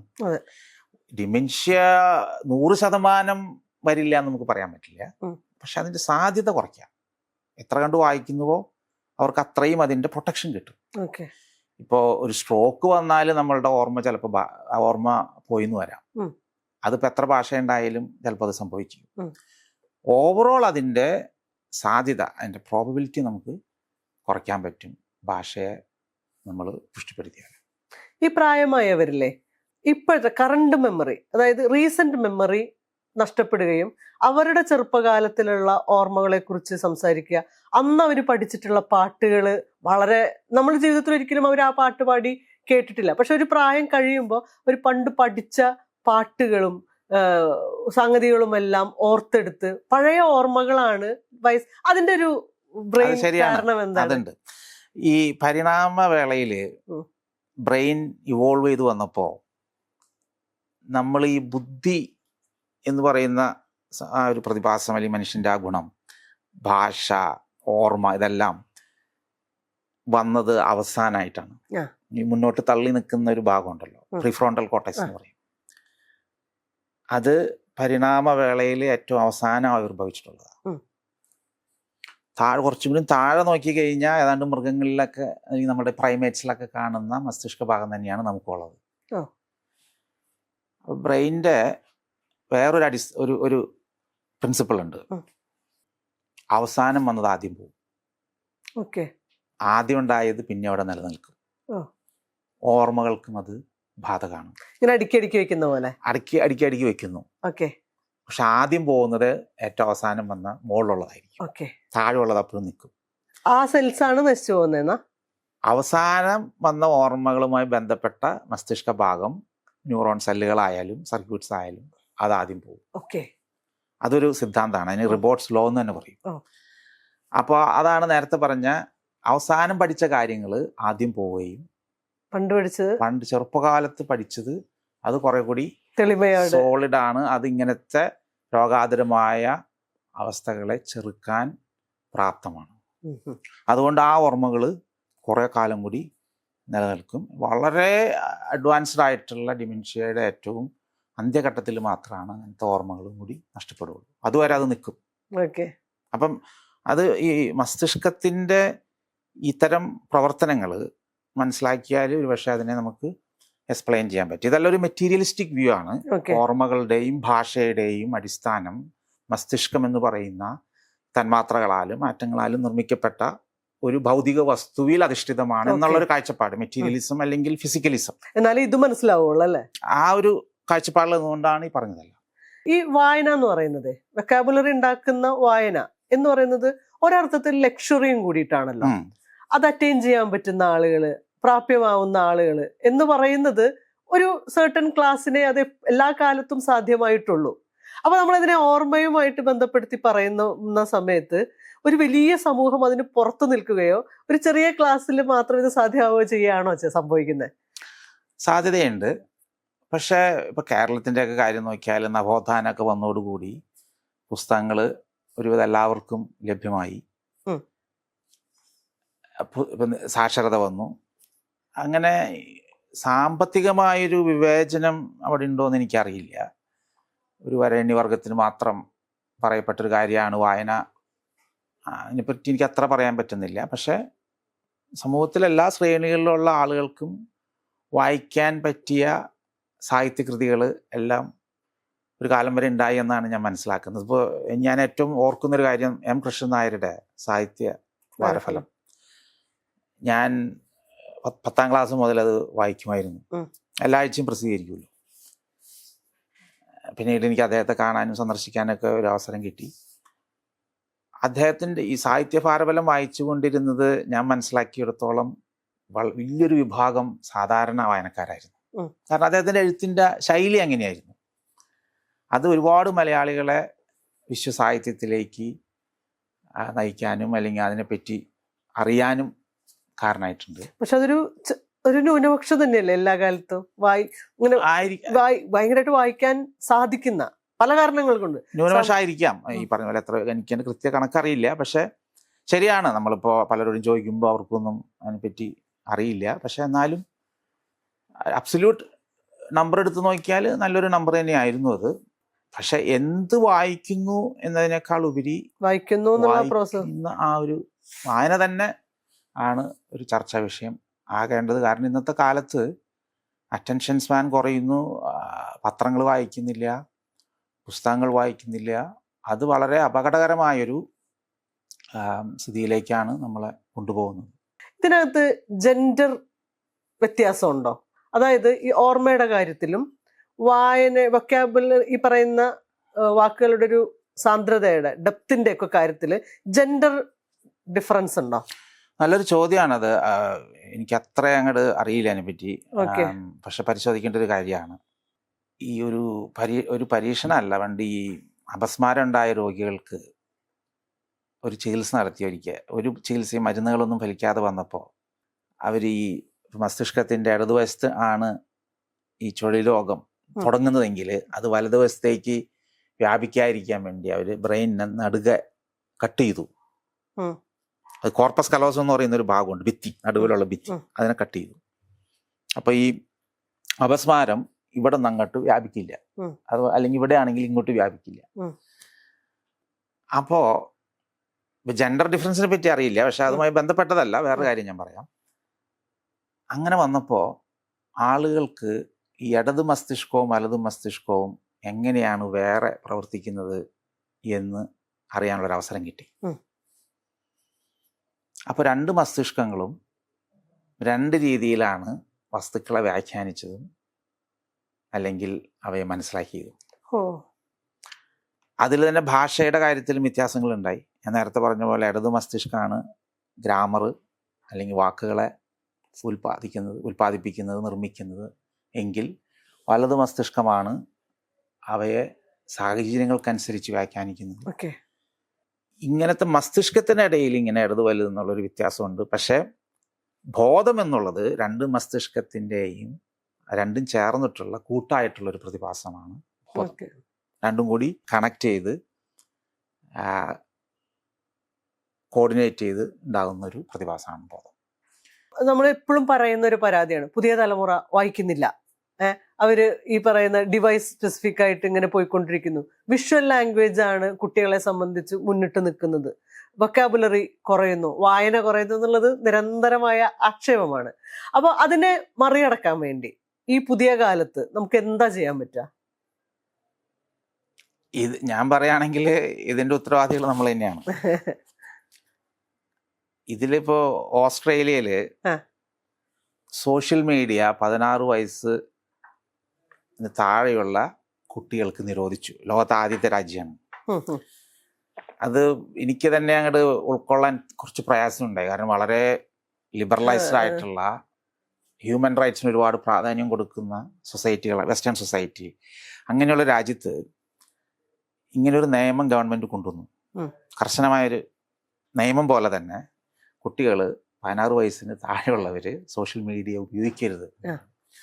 പിന്നെ ഞാൻ ആലോചിച്ചപ്പോൾ ആ നിയമം ഒരു പക്ഷേ നമ്മൾ അഭിമുഖീകരിക്കുന്ന വലിയൊരു പ്രശ്നത്തിൻ്റെ ആഴത്തെയാണ് സൂചിപ്പിക്കുന്നത്. അപ്പോൾ ഇങ്ങനത്തെ ഈ ഡിജിറ്റൽ ലോകത്തുള്ള അതിൻ്റെ അല്ലെങ്കിൽ അതിൻ്റെ അതിപ്രസരം കുറയ്ക്കുക ആദ്യമേ, അതിലുള്ള കുട്ടികളുടെ അതിലുള്ള ഇൻവോൾവ്മെന്റ്. 2, അതിന് എഡ്യൂക്കേഷനിൽ തന്നെ ഇപ്പം നമ്മൾ വീട്ടിലിരുന്ന് പറഞ്ഞാൽ നമുക്ക് എന്തുമാത്രം അത് അടിച്ചേൽപ്പിക്കാൻ പറ്റും, അല്ലെങ്കിൽ കുട്ടികൾ അത് മാത്രം ഫോളോ ചെയ്യും എന്നുള്ളത് നമ്മൾ കണ്ടറിയണം. പ്രായോഗികമായിട്ട് പ്രയാസങ്ങളുണ്ടാവും. ഇതിലൊരു സിസ്റ്റമിക് അപ്രോച്ച് അത് കുറെ കൂടി അത് പ്രായോഗികമാകും, ഫലപ്രദമാകാൻ സാധിക്കും. കാരണം ഇപ്പൊ ഗവൺമെന്റ് ലെവലിൽ എഡ്യൂക്കേഷൻ, ഈ വിദ്യാഭ്യാസം എന്ന് പറയുന്നത് ഒരു റോഡ് മെമ്മറിയോ അല്ലെങ്കിൽ റോഡ് നോളജോ അല്ല. അതിൽ മനുഷ്യരുടെ സ്വഭാവ രൂപീകരണം മുതൽ ഒരു സിവിൽ സൊസൈറ്റി എങ്ങനെ വാർത്തെടുക്കാം എന്നുള്ള കാര്യങ്ങൾ അതിൻ്റെ അവിഭാജ്യ ഘടകമാണ്. അതിലാണ് നമ്മൾ ഫോക്കസ് ചെയ്യേണ്ടത്. അങ്ങനെ വായനയെ നിർബന്ധിക്കുന്ന അല്ലെങ്കിൽ വായിച്ചാൽ മാത്രം പോരാ. ഇപ്പോൾ പഴയ കാലത്തെ വിശ്വസാഹിത്യ കൃതികൾ മുതൽ വായനയെ ഒരു കമ്പൽസറി ആക്കുന്ന ഒരു സമീപനം, എഴുത്തിനെ. ഇത് നമ്മൾ ഇപ്പോഴത്തെ നിലയിൽ നിന്ന് ഒരുപാട് ഉയർത്തിക്കൊണ്ടുവരേണ്ട ഒരു സാഹചര്യം. അപ്പോൾ നമ്മളൊക്കെ പഠിച്ചിരുന്ന കാലത്തിൽ നിന്ന് ഒരുപാട് വ്യത്യാസങ്ങൾ വന്നതുകൊണ്ട് സിസ്റ്റമിക് എഡ്യൂക്കേഷനിൽ കൂടെ നമുക്കതിനെ ഇമ്പ്രൂവ് ചെയ്യിപ്പിക്കാം. അങ്ങനെ ഒരു കൾച്ചർ ഉണ്ടായാൽ മാത്രമേ ഇതിനെ വ്യാപകമാക്കി നമുക്കതിനെ ഉപയോഗിക്കാനും അല്ലെങ്കിൽ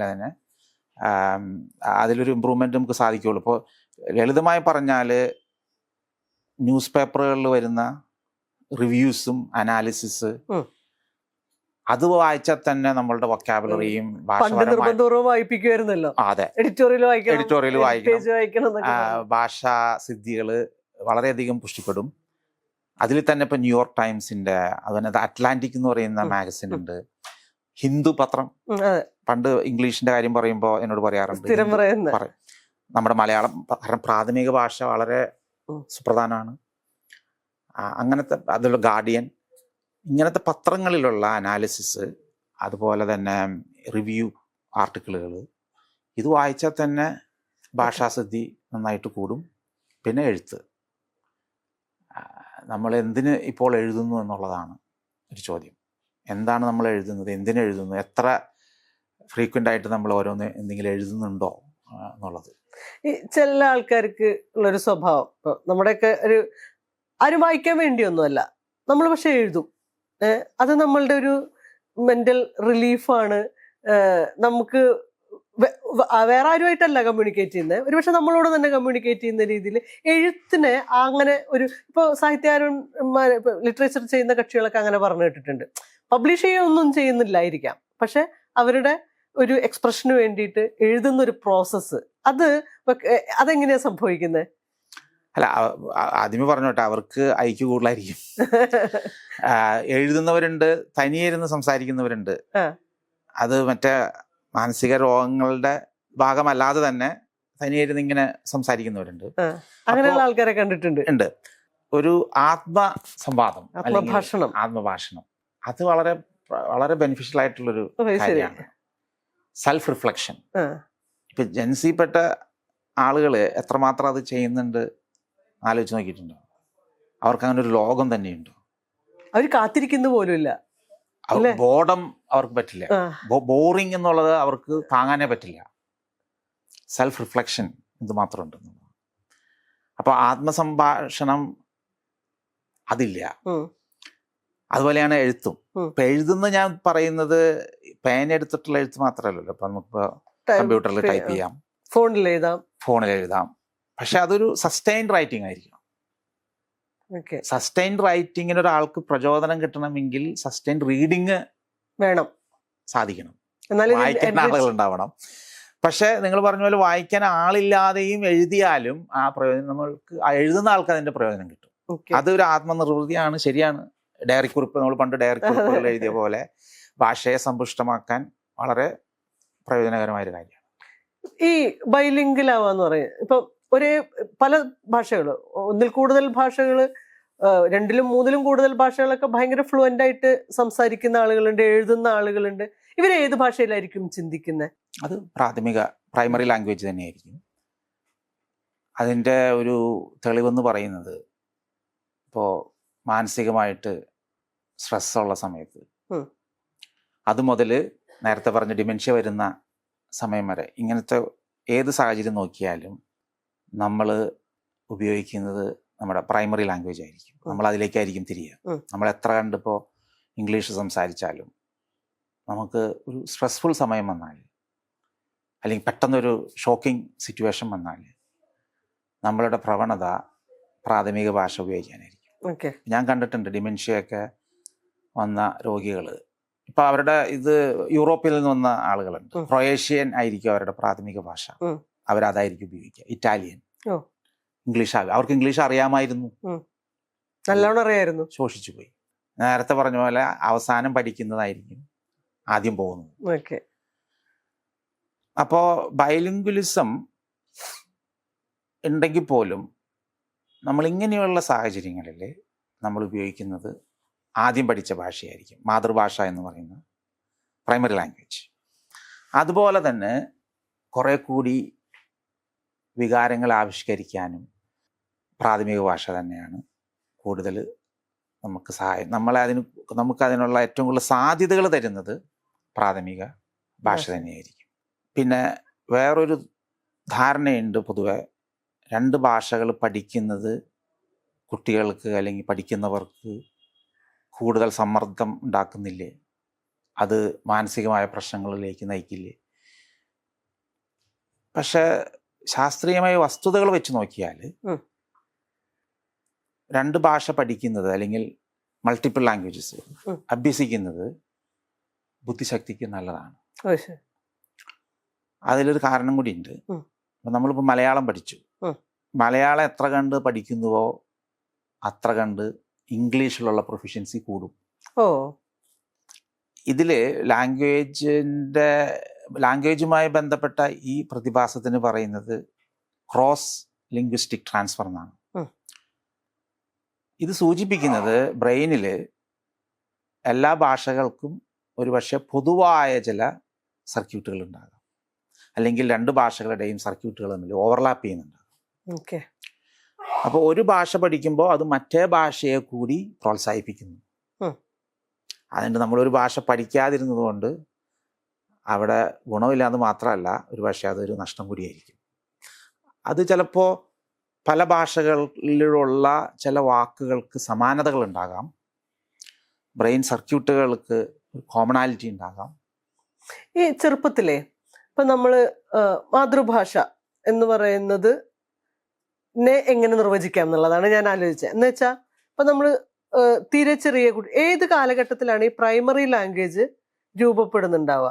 ഇപ്പൊ വീട്ടിൽ, ഇപ്പൊ കേരളത്തിൽ ജനിച്ച ഒരാളുടെ വീട്ടില് സ്ഥിരമായിട്ട് സംസാരിക്കുന്നത് ഇംഗ്ലീഷ് ആണെങ്കിൽ, അല്ലെങ്കിൽ വേറെ ഏതെങ്കിലും തമിഴോ തെലുങ്കോ ഒക്കെ ആണെങ്കിൽ, ആ കുട്ടിയുടെ ഇടപെടുന്ന ഭാഷയാണോ, പഠിക്കുന്ന ഭാഷയാണോ, ഏത് ഭാഷയാണ് പ്രൈമറി ലാംഗ്വേജ് എന്നുള്ള. പിന്നെ ഒരു കാര്യം, വാക്കുകൾ നമ്മൾ മിക്സപ്പ് ചെയ്യുമല്ലോ. ഇപ്പൊ മലയാളം പോലെ തന്നെ ഉപയോഗിക്കുന്ന ഇംഗ്ലീഷ് വാക്കുകളുണ്ട്, പക്ഷെ അത് ഇംഗ്ലീഷാണ് നമുക്കറിയാം. പക്ഷെ അത് നമ്മൾ മലയാളം എങ്ങനെയാണോ കൺസീവ് ചെയ്യുന്നത് അതുപോലെ തന്നെയാണ് കൺസീവ് ചെയ്യുന്നത്. അത് തമ്മിലുള്ള വ്യത്യാസം എങ്ങനെയാ നമ്മുടെ ചിന്തയില്?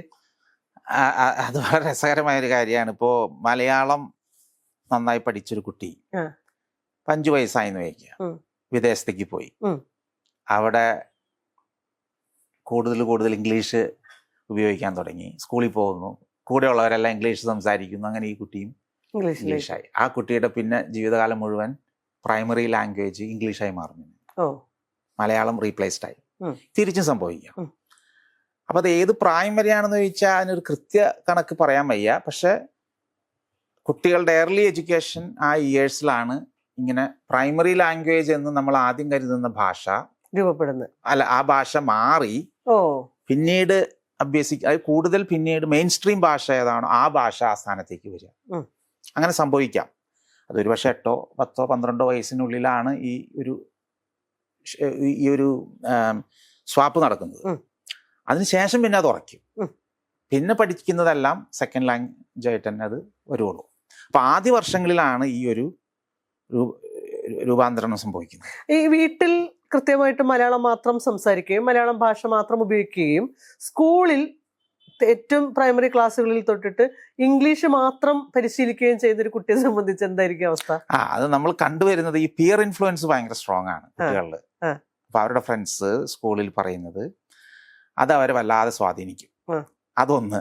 പിന്നെ ഇപ്പോൾ വിദേശങ്ങളിലൊക്കെ എല്ലാവരെയും പറ്റിയല്ല ഞാൻ ഇങ്ങനെ സാമാന്യവൽക്കരിക്കുകയല്ല, കാണുന്നൊരു കാര്യം, മാതാപിതാക്കൾക്ക് ഒരു കുട്ടികളായിട്ട് ഇടപഴകുന്ന സമയം കുറഞ്ഞു പോയി എന്ന് വിചാരിച്ചു. രണ്ടു കൂട്ടരും ജോലിയുണ്ട്, അവരോടൊപ്പം ചെലവഴിക്കാൻ സമയം കൂടി ഇല്ലെങ്കിൽ അപ്പോൾ സ്കൂളിൽ പഠിക്കുന്ന പിയേഴ്സിൽ നിന്ന് പഠിക്കുന്ന ഭാഷ തന്നെയായിരിക്കും പ്രൈമറി ലാംഗ്വേജായി മാറുന്നത്.